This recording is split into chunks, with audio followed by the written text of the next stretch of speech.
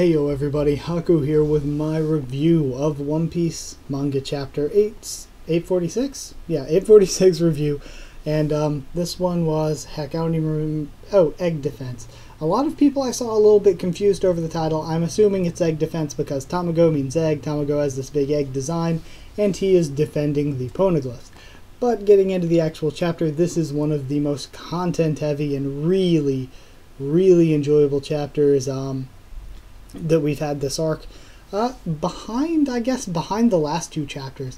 The last two chapters were both 10 out of 10, completely incredible. This one also was very good, though. Definitely worth that 2-week wait.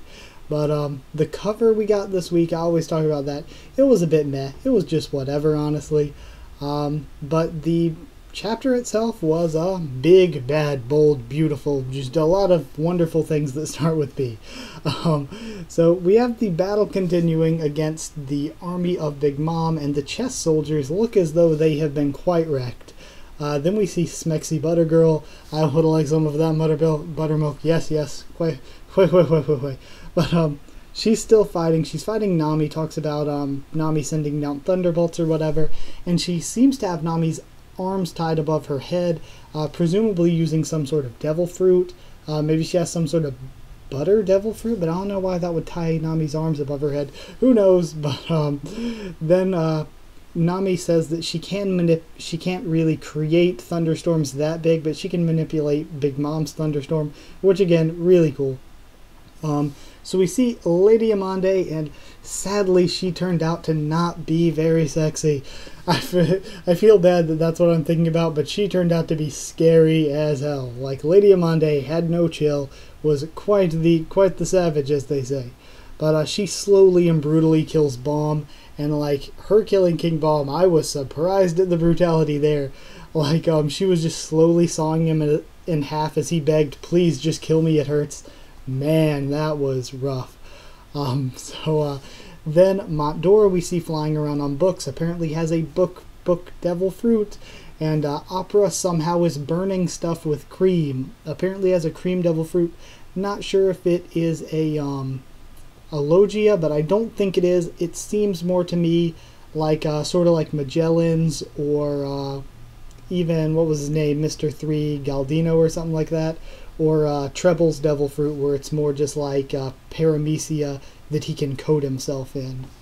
So I don't think it's a Logia, but I'm not sure how he burns things with cream. I always thought cream was cold. I thought you were supposed to keep it cold. I thought you were supposed to whip it cold. Maybe it's hot burning cream, but or he can change the temperature of his cream. I have no idea.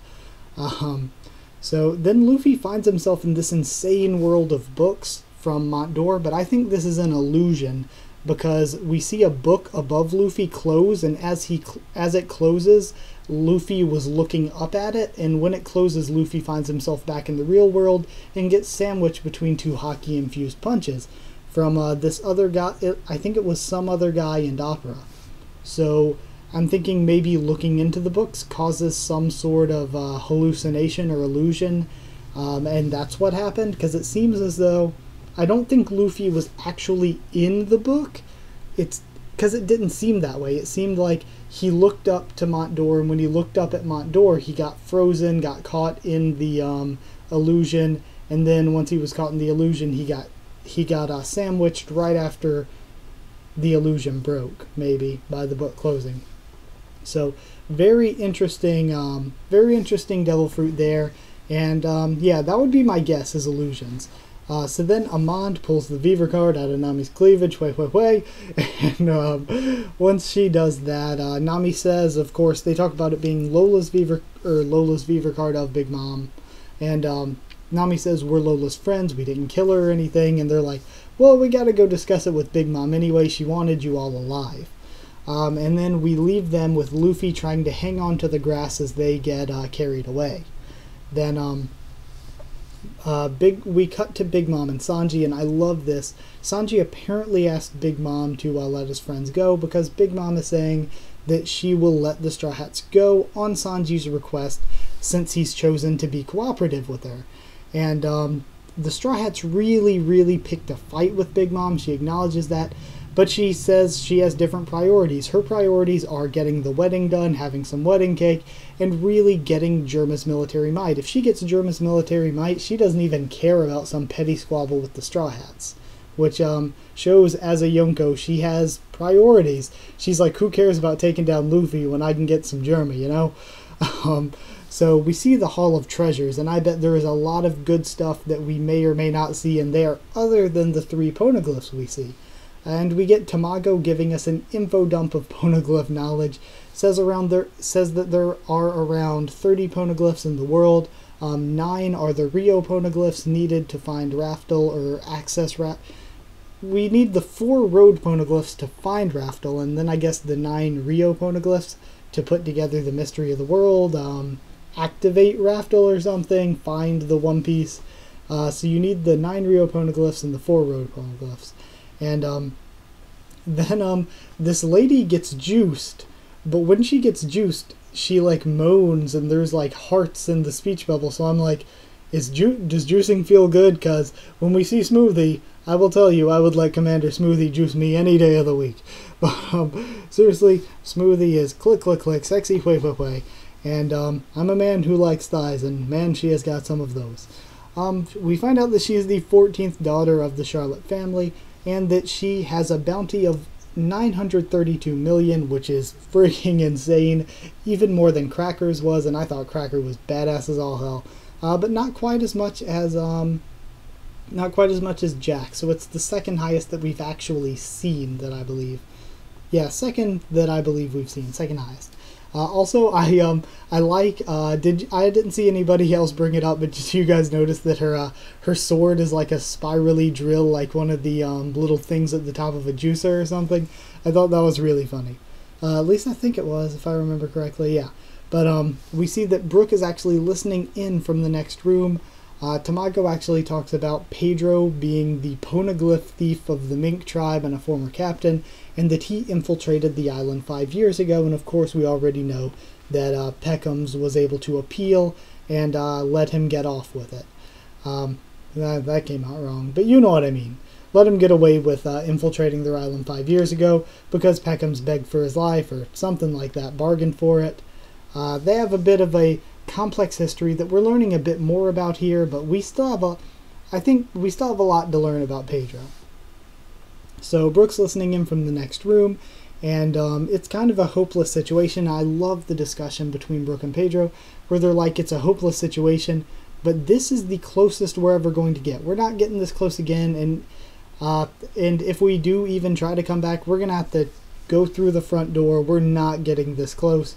So Pedro says that he is going to act as the bait here. Or Pedro and Brook pretty much agree upon it, it seems. So Pedro is going to act as bait, and Brook's presumably going to get the poneglyph, or at least make a copy of it or something. So for the chapter, I love seeing so many characters. Like, it's great whenever we get a wide variety of characters shown and we don't stick with one thing like a bottle chapter. The battle is amazing, and I love seeing Big Mom's crew's powers. And that's a new thing for us as well, so I like seeing that. Big Mom and Sanji's conversation was really good for the plot because it shows Sanji is still trying to save his friends from the inside and trying to protect them. We have this poneglyph info dump with a lot of good stuff in that. Sexy, sexy Smoothie. Pedro's backstory. We get some hints at Pedro's backstory, but we still, I feel, like I said, I still feel like we have a lot to learn. We're just getting tiny hints here and there, but I'm hoping for a big, sad, tragic One Piece flashback one of these chapters. Then Brook and Pedro, I love how their conversation went. I love how smart and badass they are. And the art this week, also pretty genius. The art was great, especially the one big panel looked nice. The one panel of Smoothie, the character box for her, looked really good. All the fight sequences with Luffy, the book world, looked all really good. Can't really say anything bad about any of the art here.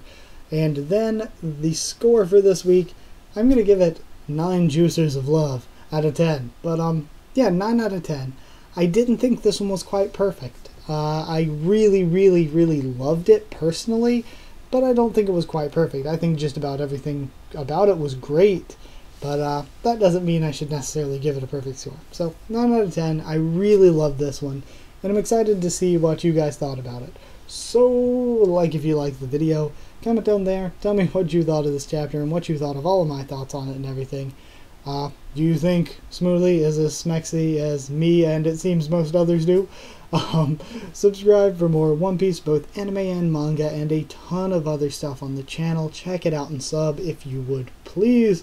And follow on Twitter if you want as well, and I'll try to keep you updated there on stuff for the channel, like posting stuff, pushing stuff back, etc. That's it, so thank you once again for watching, and I'll see you all next time.